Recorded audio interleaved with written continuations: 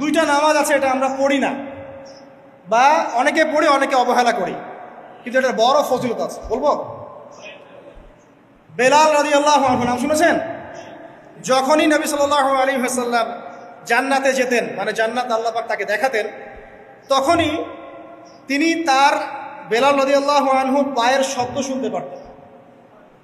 বেলাল রাদিয়াল্লাহু আনহুর পায়ের শব্দ তিনি শুনতে পারতেন। আর একজন যোগ্য নেতা যিনি, তিনি তার অনুসারীর পায়ের শব্দও চিনেন।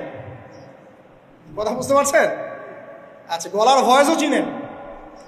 তো বেলাল রাদিয়াল্লাহু আনহুকে তিনি জিজ্ঞাসা করলেন, ইয়া হে বেলাল, তুমি কি এমন আমল করো যার ফলশ্রুতিতে তুমি জান্নাতে আমার সামনে সামনে হাঁটছো? সুবহানাল্লাহ। কোন বেলাল? যিনি একজন কৃতদাস ছিলেন, নিগ্রো, কালো, দেখতে হয়তো আপনার আমার মতো সুন্দর না, তাই না? আফ্রিকান মানুষ, যাকে ওই যে রোদের মধ্যে শুয়ে পিটানো হয়েছিল, হয়নি? সেই বেলাল রাদিয়াল্লাহু আনহু। সুবহানাল্লাহ। তখন তিনি বলছেন, ইয়া রাসূলুল্লাহ, আমি তো এমন কোনো আমল করি না, আপনারা যা করেন তাই করি, তবে যখনই আমার অজু ছুটে যায়, অজু ভেঙে যায়, আমি তখনই অজু করি, আর সেই অজু দিয়ে আমি 2 রাকাত নামাজ পড়ি। এই নামাজটাকে কি বলে? তাহিয়াতুল ওযু।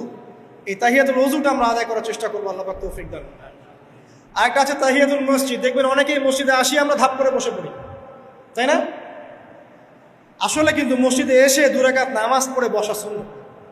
মসজিদে একটা হক আছে, মসজিদে আসলেন, 2 রাকাত নামাজ পড়লেন, সংক্ষিপ্ত আকারে পড়লেন, পড়ে বসবেন, এটা করা উচিত। আল্লাহ পাক তৌফিক ইনায়াত করুন।